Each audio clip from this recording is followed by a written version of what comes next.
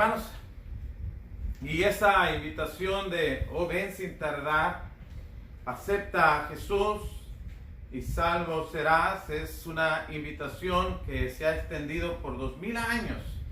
Cuando el Señor Jesucristo se levantaba de aquella cruz, de aquella tumba, y invitaba a sus apóstoles, les mandaba que fueran por todo el mundo y predicaran que en Él hay arrepentimiento y perdón de pecados.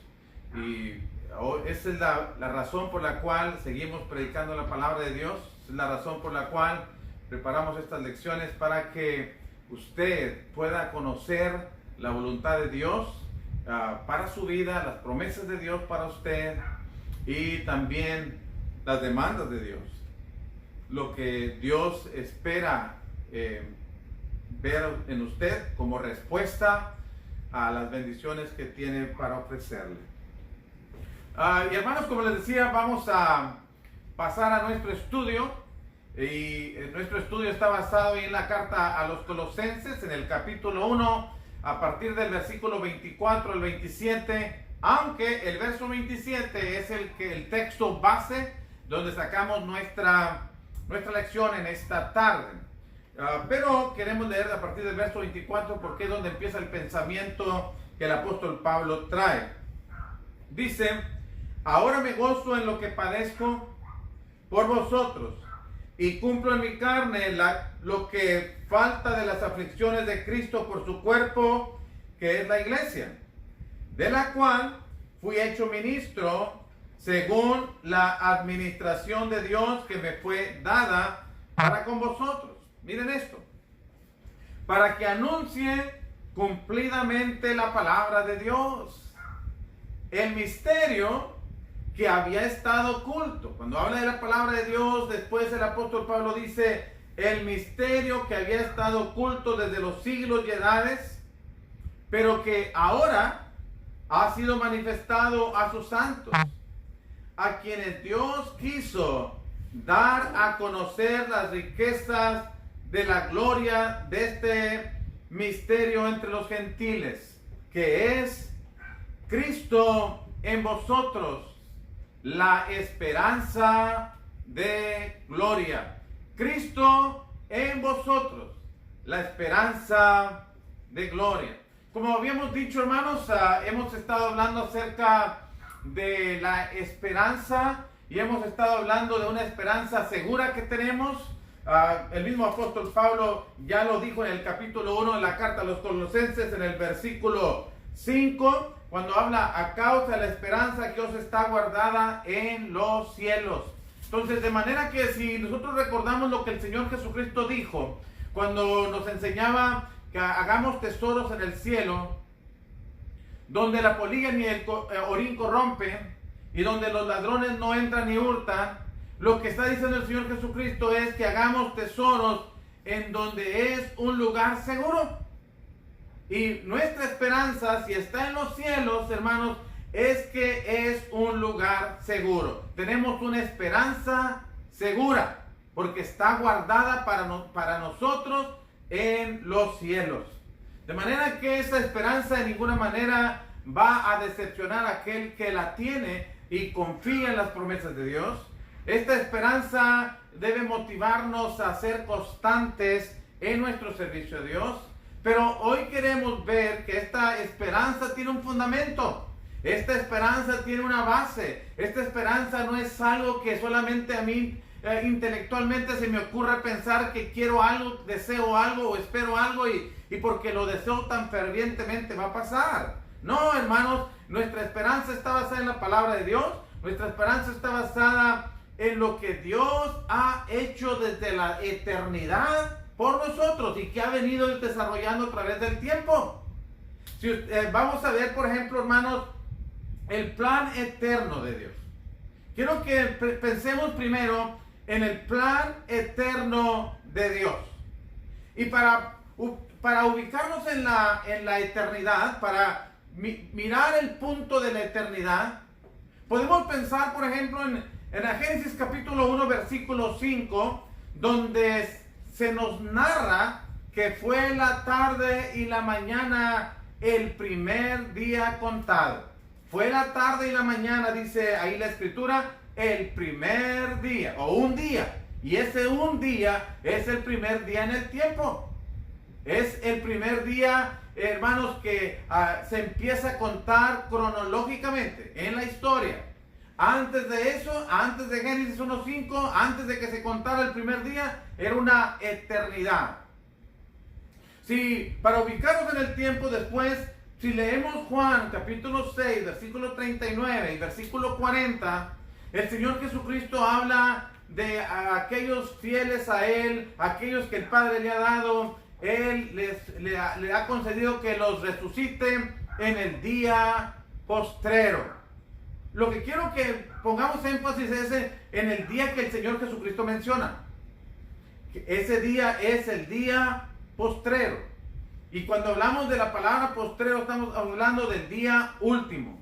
Entonces, si en Génesis capítulo 1, versículo 5 nos presenta el primer día contado en el tiempo, Juan capítulo 6, versos 39 y 40 nos hacen énfasis en el último día que se habrá de contar en el tiempo.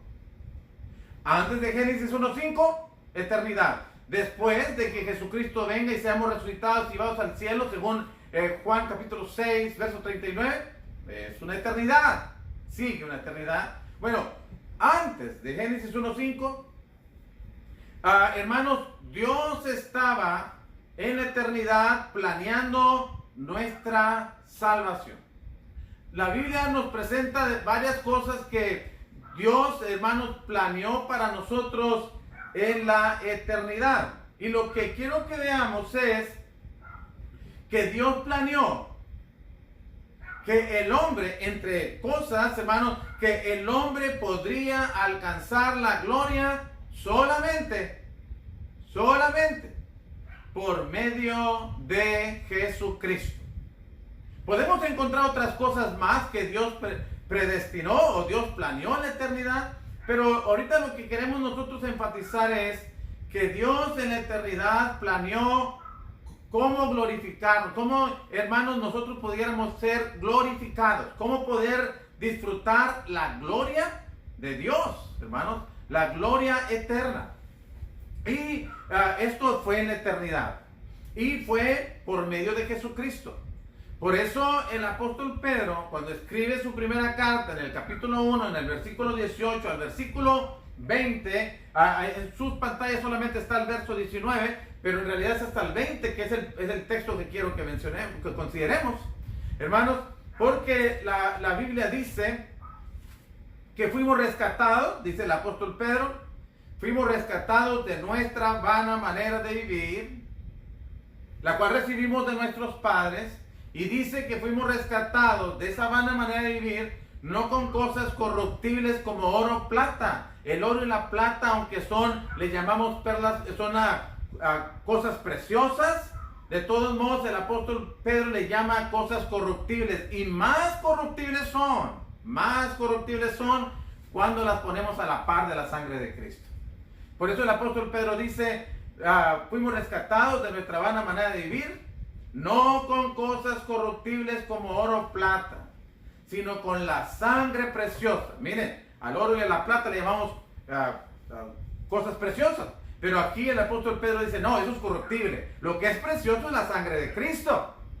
Y esta sangre que fue contemplada desde la eternidad es como un cordero sin mancha y sin contaminación, reservado desde la fundación del mundo.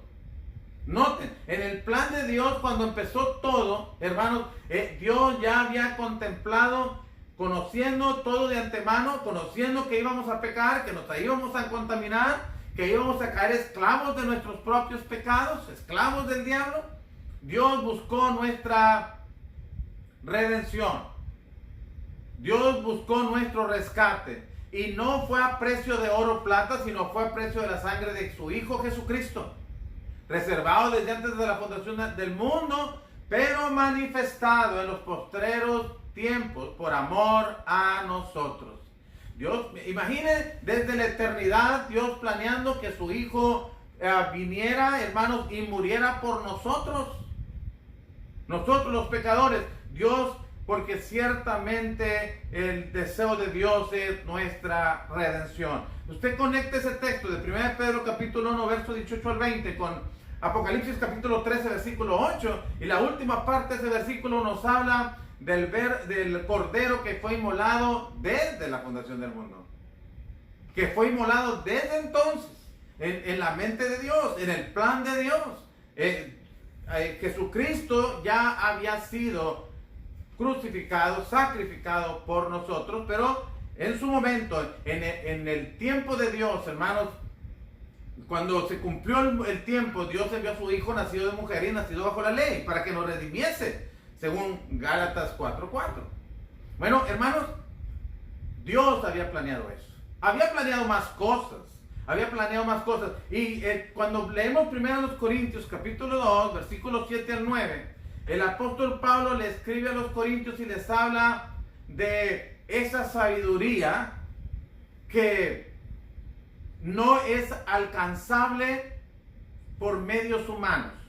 El apóstol Pablo dice: hablamos sabiduría no de este mundo, hablamos sabiduría ni de los príncipes de este mundo, sino hablamos sabiduría.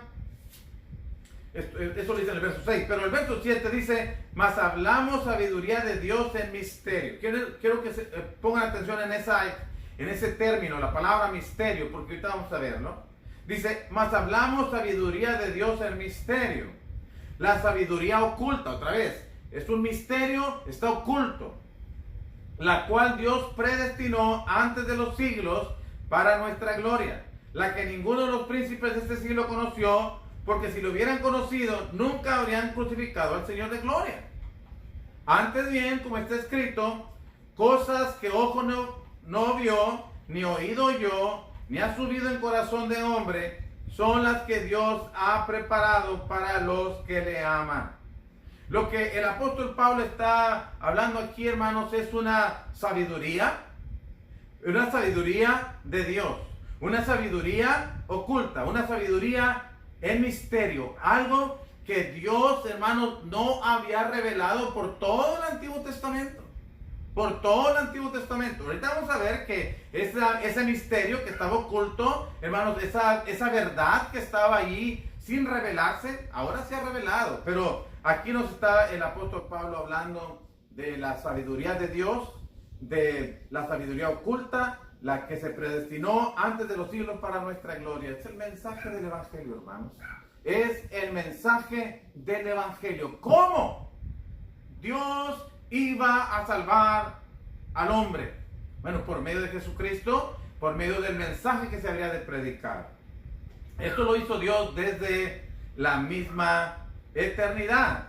Pero ese misterio, eso que antes era misterio, hermanos, y que por todo el Antiguo Testamento quedó allí encubierto, hermanos, aunque hay algunos textos que nos mencionan acerca de Cristo, sin embargo, no estaba revelado completamente. Tanto que, no está ahí, pero tanto que el apóstol Pedro dice en 1 Pedro capítulo 1, versículo 10, que los profetas de la antigüedad, aquellos que escribieron acerca de los sufrimientos de Cristo y las glorias que vendrían tras de ellos, escribieron pero no entendieron.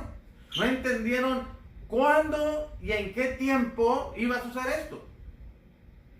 Entonces, hermanos, y se les dijo que no era para ellos. No era para ellos, era para este tiempo. Pero ese misterio, lo que quiero enseñar es que por todo el Antiguo Testamento, hermanos, Dios, aunque ahora sabemos que hay sombras y hay tipos, hermanos, que nos reflejan a Cristo Jesús, pero en aquel tiempo la gente no lo pudo ver tan claramente como ahora nosotros lo podemos ver. Porque ese misterio, hermanos, ahora ha sido revelado. El secreto, y hablo del secreto, es eso que estaba en misterio, eso que estaba oculto, de cómo lograr la gloria, es decir, Cristo en vosotros, cómo lograr la gloria de Dios. Bueno, ya ha sido revelado. Ya no es un misterio, hermano. Y podemos leer varios textos. De hecho, aquí tenemos Colosenses 1, 25 al 27, Efesios capítulo 3, versículos 3 al 5. Podríamos leer Romanos capítulo 16, versículos 25 y 26, que nos hablan de un misterio revelado. Primero los Corintios capítulo 2, el texto que estábamos leyendo ahorita, versículos leímos del 7 al 9, pero sigue leyendo. El apóstol Pablo dice, ya nos las reveló Dios por medio del Espíritu Santo. No las reveló Dios. Era un misterio, pero ya no lo es. Hace 2000 años que ya no es misterio, ya se reveló. ¿Qué es ese misterio? ¿Qué era eso que estaba escondido? Bueno, que Cristo en nosotros, que solamente estando Cristo en nosotros, tenemos esperanza de gloria. Noten, volviendo al texto base, hermanos, ahí Colosenses capítulo 1, versículo 25 al 27, dice el apóstol Pablo, de la cual fui hecho ministro, según la administración de Dios que me fue dada para con vosotros, para que anuncie cumplidamente la palabra de Dios. Miren los términos que usa Pablo. El misterio que había, tiempo pasado, el misterio que había estado oculto desde los siglos y edades, pero que ahora ha sido manifestado, dado a conocer, revelado, ha sido manifestado a sus santos, a quienes Dios quiso dar a conocer las riquezas de la gloria de este misterio entre los gentiles, que es Cristo en vosotros, la esperanza de gloria. Hermanos, era un misterio, según el verso 26, pero el mismo verso 26 dice que era un misterio antes, pero ahora ese misterio ha sido revelado. En el versículo 27 nos dice que fue Dios, hermanos, que fue Dios quien quiso dar a conocer las riquezas de la gloria de este misterio. Fue Dios, no lo alcanzamos nosotros por nuestras capacidades intelectuales. No llegamos a conclusiones tan profundas que llegamos a entender cómo es que Dios podía salvarnos, rescatarnos de la condenación y darnos la gloria eterna. No, fue Dios. Dios nos las reveló. Dios nos las dio a conocer. Fue Dios quien nos quiso enseñar cuán ricas son estas promesas, cuán grandes son las riquezas de esta gloria en nosotros, que es Cristo en vosotros, la esperanza de gloria. Y no solamente han sido, ya en el primer siglo inclusive, no solamente fueron reveladas, hermanos, sino que ya estaban siendo escritas. Para ahorita ya está escrito todo. A veces se salen gentes que quieren decirnos que son profetas de Dios, que traen estos misterios que no están revelados, que Dios se los ha dado a conocer a ellos y que ahora ellos traen esa nueva enseñanza que nosotros desconocemos. Hermanos, no hay nada que Dios haya querido darnos a conocer que no se encuentra en la Biblia. Dios ya nos dio a conocer su voluntad. Y además, como les decía, no solamente nos la dio a conocer a los apóstoles y profetas en el primer siglo, sino que esos apóstoles y profetas ya la escribieron, y nosotros ahora podemos saber este misterio revelado, lo podemos saber leyendo, dice el apóstol Pablo. Quiero invitarlos a que vayan conmigo a Efesios capítulo 3, en el versículo 3 al versículo 5. Dice el apóstol que por revelación, fíjense, me fue declarado el misterio, como antes lo he escrito brevemente. Pablo se le reveló aquel misterio, se le declaró aquel misterio, y ahora él lo ha escrito brevemente, dice. Ahora en el versículo 4 le dice a los hermanos en Éfeso, leyendo, lo cual podéis entender cuál sea mi conocimiento en el misterio de Cristo. Misterio que en otras generaciones no se dio a conocer a los hijos de los hombres, como ahora es revelado a sus santos apóstoles y profetas por el Espíritu. Entonces, no tenemos que tener profetas modernos que nos vengan a revelar misterios de Dios, porque ya todo está revelado y escrito, dice Pablo. Y ahora nosotros solamente nos debemos ocupar en leer eso que Dios había mantenido oculto por siglos, pero que ahora lo ha dado a conocer para nuestra información, nuestra gloria y también para nuestro conocimiento, a fin de que podamos agradarle cada día. Bueno, hermanos, ese misterio ha sido revelado. Bueno, y ese misterio es, el apóstol Pablo dice en Colosenses 1:27, el misterio es que en Cristo en nosotros es nuestra esperanza de gloria. Cristo es nuestra esperanza. No hay otro. No hay otro. Hermanos, ni hay otra manera, ni hay otro medio por el cual nosotros podamos asegurar nuestra esperanza de gloria eterna. No lo hay. No hay. Hechos capítulo 4, versículo 12. Porque no hay otro nombre bajo el cielo dado a los hombres en que podamos ser salvos. No lo hay. Porque hay un solo Dios y hay un solo mediador entre Dios y los hombres, Jesucristo hombre. 1 Timoteo capítulo 2, versículo 5. No hay. Entonces, Él es el único. Él es el único, hermanos. Entonces, tenemos que confiar en Él. Y Él es nuestra esperanza, hermanos, porque Él lo ha hecho todo. Él lo ha hecho todo. Él quita nuestros pecados y además nos abre el camino al cielo. Cuando Juan el Bautista les presentaba a los judíos de su tiempo, a sus propios discípulos, cuando les presentaba al Señor Jesús, se los presentaba así en Juan 1:29. He aquí el Cordero de Dios, presentándoles al Señor Jesucristo. Aquí está el Cordero de Dios que quita el pecado del mundo. Cristo es nuestra esperanza porque en su sacrificio Él quita el pecado del mundo. Él quita el obstáculo que nos impide llegar al cielo. Él quita el único obstáculo legítimo que nosotros no podíamos quitar. Cristo vino a allanar el camino, a limpiar el camino para que nosotros pudiéramos llegar a Dios. Por eso en Juan capítulo 14, verso 1, cuando Él habló de las moradas que hay en el cielo, y cuando en el versículo 3 dijo, voy y regreso para llevarles, para que donde yo esté, ustedes también estén. En el versículo 6 Él dijo, yo soy el camino, yo soy el camino, yo soy la verdad, yo soy la vida, y nadie puede venir al Padre si no es por mí.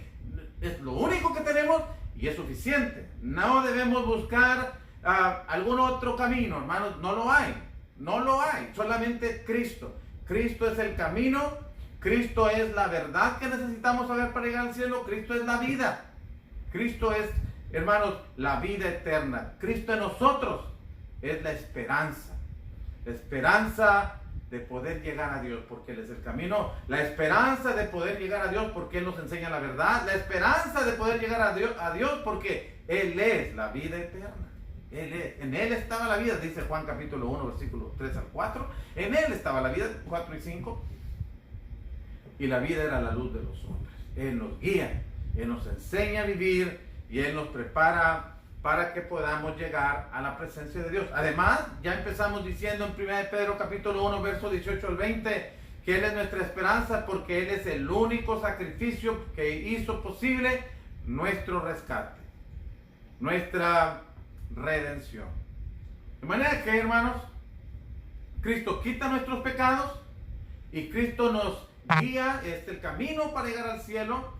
Y cuando vemos en Apocalipsis capítulo 21, verso 27, me gusta ese texto, hermanos, porque en un mundo del tiempo presente, donde hay mucho inclusivismo, donde toda gente son bienvenidas, donde nadie se le debe relegar, excluir, todo el mundo es aceptado. Bueno, en el cielo, hermanos, en el cielo es exclusivo. El cielo es un lugar exclusivo. Y es exclusivo para aquellos que depositaron su confianza en Cristo, hicieron su voluntad. ¿Y por qué digo que es exclusivo? Bueno, porque la Biblia lo dice en otros términos. Dice el verso 27, no entrará. ¿Ve? No dice, todos van a poder entrar, todos van a entrar. No entrará en ella ninguna cosa inmunda. Por eso Cristo vino a perdonar, a lograr el perdón de nuestros pecados. Por eso Cristo vino a quitar el pecado del mundo. Por eso Cristo vino a enseñarnos el camino. Porque sabe que en el cielo, en la gloria eterna, no entrará ninguna cosa inmunda. No va a entrar. Que tal vez Dios en su misericordia, el texto dice, no entrará ninguna cosa inmunda. Entonces quiere nada más. Bueno, el texto dice, sino solamente, termino el texto, no entrará en ella ninguna cosa inmunda o que hace abominación y mentira, sino solamente, como quien dice en los negocios cuando se dice se reserva el derecho de admisión. Bueno, en el cielo se reserva el derecho de admisión solamente para aquellos que depositaron su confianza en Cristo Jesús. Solamente para aquellos que hicieron lo que Cristo les mandaba que hicieran. Dice el texto, sino solamente los que están inscritos en el libro de la vida del Cordero. Es el lugar, el cielo es exclusivo para aquellos que forman parte del pueblo de Dios. Usted es parte del pueblo de Dios. Bueno, tal vez su respuesta es sí, y me gustaría que así fuera, pero tal vez su respuesta solamente es una respuesta de un deseo que así sea. Pero hoy queremos saber también que no solamente, hermanos, es Cristo en nosotros, es nuestra esperanza y gloria, sino esa expresión, Cristo en nosotros. ¿Cómo es posible que Cristo esté en mí para que entonces yo pueda tener esa esperanza? Porque el punto es ese. Hemos hablado ya de que Dios en la eternidad planeó nuestra glorificación. Dios planeó que pudiéramos ser resucitados, que tuviéramos un cuerpo como el de Cristo Jesús para ser llevados al cielo. Usted puede leer Romanos 8:29 también. Pero, hermano, después Cristo vino a morir por nuestros pecados y nos abrió la puerta para la vida eterna. Pero el texto dice que nuestra esperanza de gloria es que Cristo esté en nosotros. Y la pregunta aquí es, ¿Cristo está en nosotros? Y si está, ¿cómo es que está? ¿Cómo es que podemos nosotros tener a Cristo en nuestras vidas? Alguien puede contestar por fe. Bueno, sí, pero ¿cómo es que Cristo puede venir a morar en nuestras vidas? Y la Biblia dice, hermanos, en varios textos también, que para que Cristo venga a morar en nosotros, tenemos que obedecer al Evangelio. Tenemos que obedecer el plan de Dios. Ese plan que estaba, hermanos, en la eternidad también y que ahora se ha dado a conocer en cuanto al el mensaje que habríamos de escuchar y obedecer para que pudiera estar Cristo en nosotros. Dice Romanos capítulo 6, versículos del 1 al 4. Pero estaba pensando, hermanos,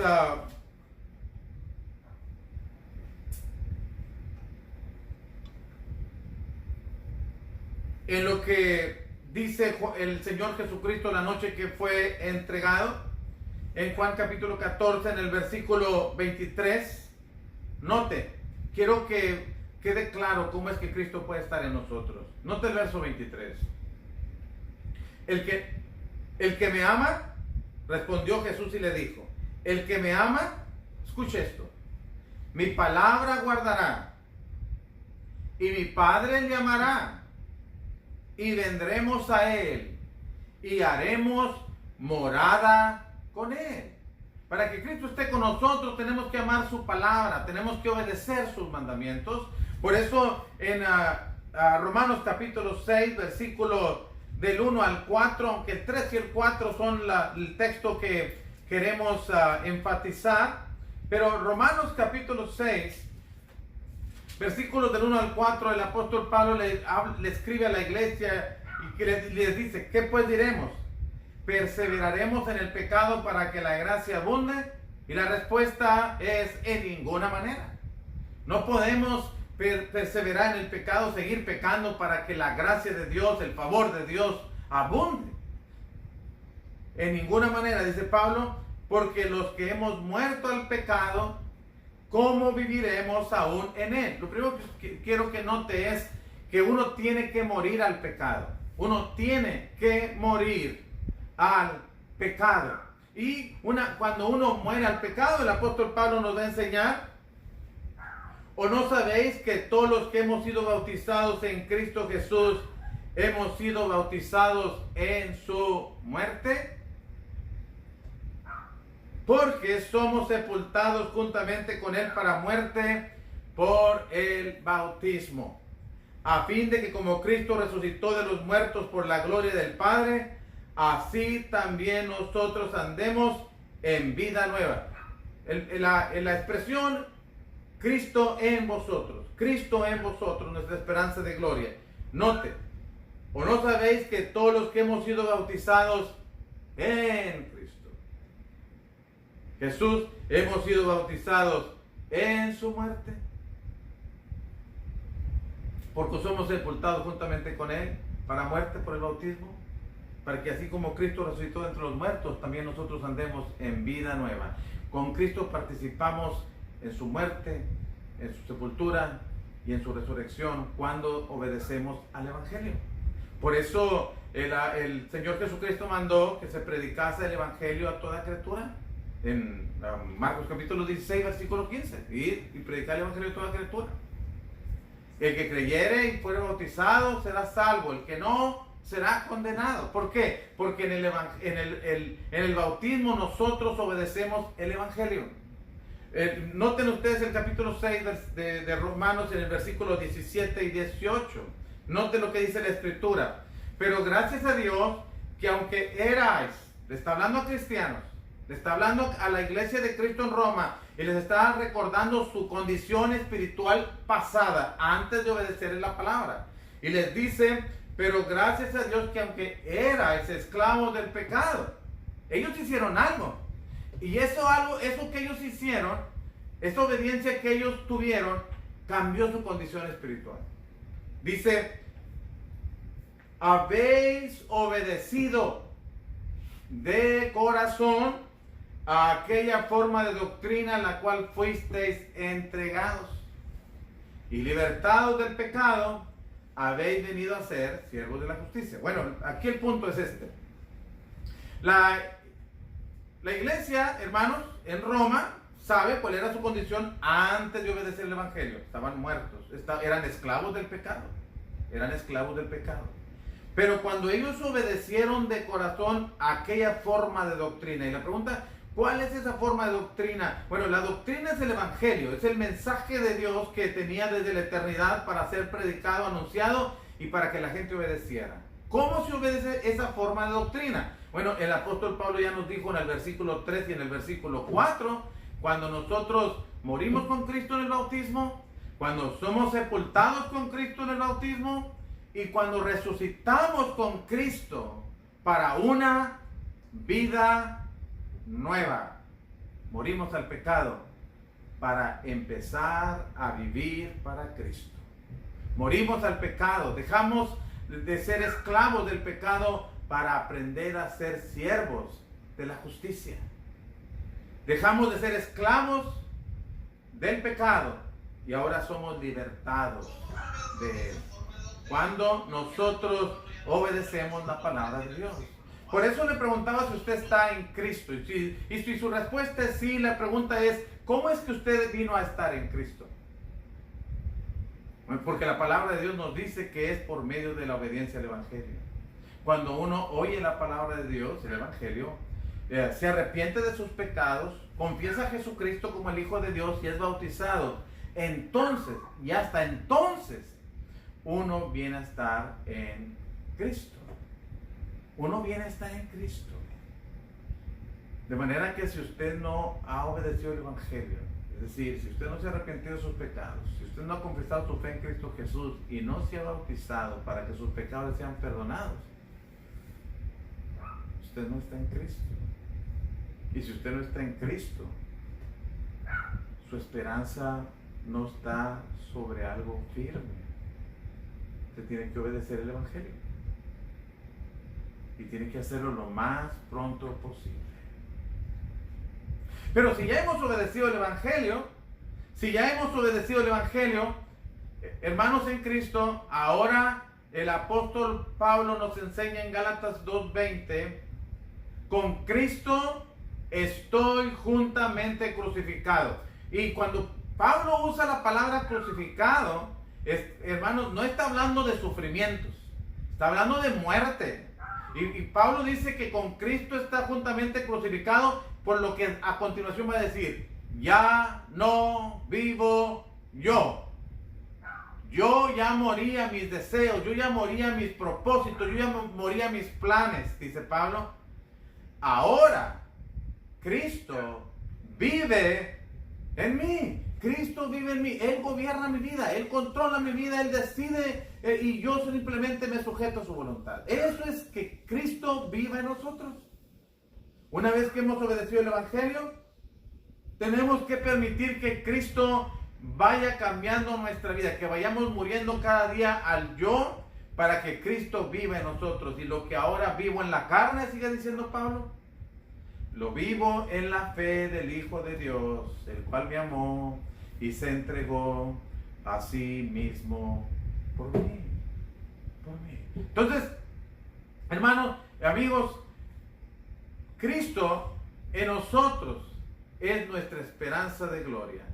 Cristo es nuestra esperanza porque Él estaba predestinado, estaba planeado desde la fundación del mundo que muriera por nosotros. Y Él vino y cumplió su propósito en la tierra. Murió para regresar y estar con su Padre.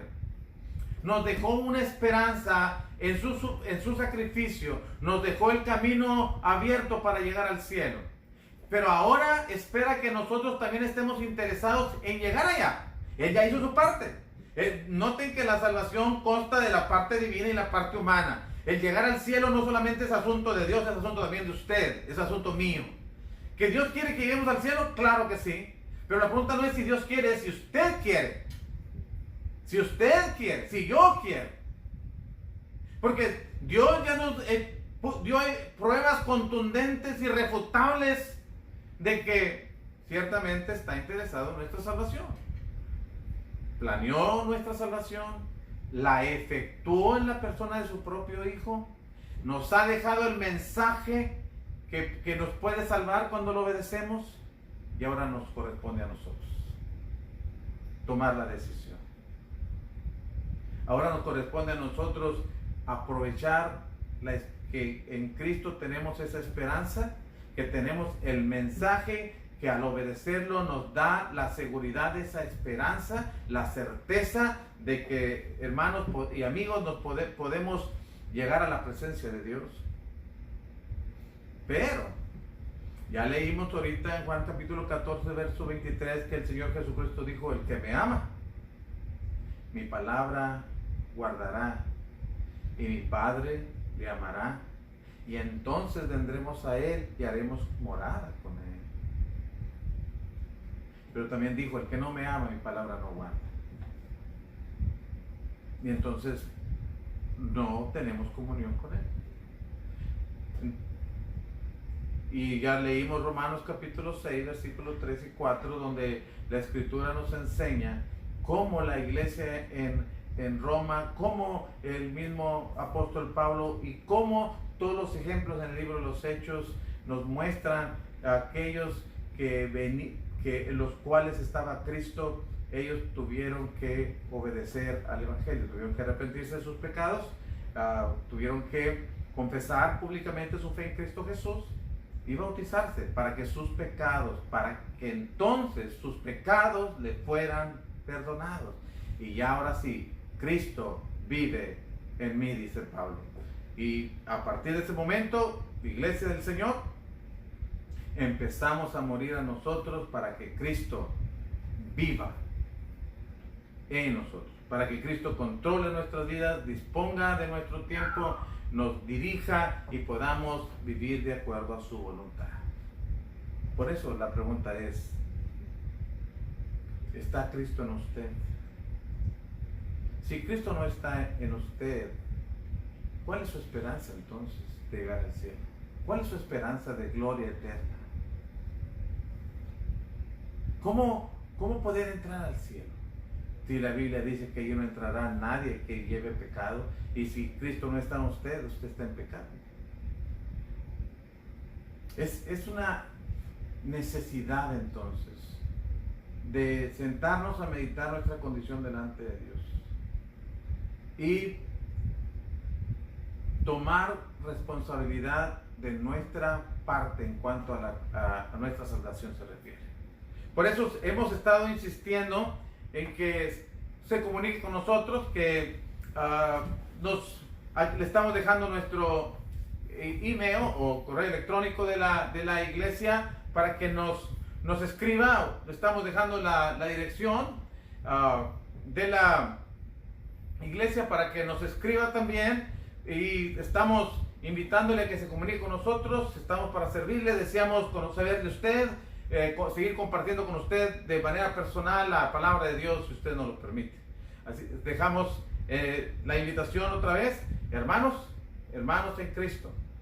Si ya Cristo mora en nosotros, dejemos que Él gobierne nuestras vidas, que Él viva en nosotros como aquel a quien nosotros obedecemos, el que controla nuestra vida, dispone de nuestras vidas, y nosotros solamente con gusto hacemos su voluntad. Que Dios los bendiga, que tengan una excelente tarde y que Dios nos permita el próximo domingo volvernos a encontrar a las 10 de la mañana para seguir estudiando su palabra, y por la tarde a las 6 de la tarde también tenemos otro tiempo, si Dios nos lo permite, para seguir estudiando.